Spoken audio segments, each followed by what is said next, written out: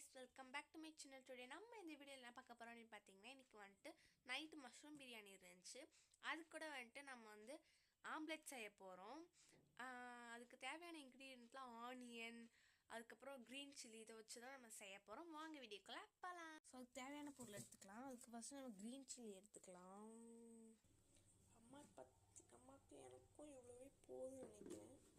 ஏன் இப்படி இருக்குன்னா நான் கொஞ்சம் வந்து சாப்பிட்டேன் கொஞ்சம் ஸ்கூல் விட்டு வந்தோடனே. அதுக்கப்புறம் பார்த்தீங்கன்னா முட்டை எடுக்க மறந்துட்டேன். அதனால் முட்டையை எடுத்துகிட்டு வந்துட்டேன். இந்த 2 முட்டை அம்மாவுக்கு, தென் இந்த ஒரு முட்டை எனக்கு. எனக்கு பார்த்திங்கன்னா மோஸ்ட்லி வெங்காயம் இதெல்லாம் போட்டு செய்யவே பிடிக்காது. ஃபஸ்ட் நம்ம 3 முட்டை எடுத்தாச்சு. இப்போ தான் வந்து வெங்காயம் வெட்டிகிட்டு இருக்கேன். அதுக்கப்புறம் பச்சை மிளகாய் வெட்டிக்கலாம். 2 எடுத்துக்கிறேன் கைஸ்.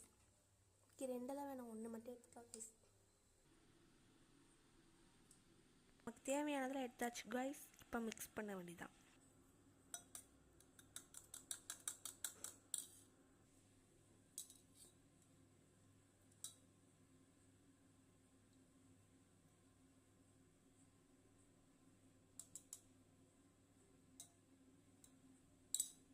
கைஸ் மசாலா போட்டு வச்சு கலக்கலாம்.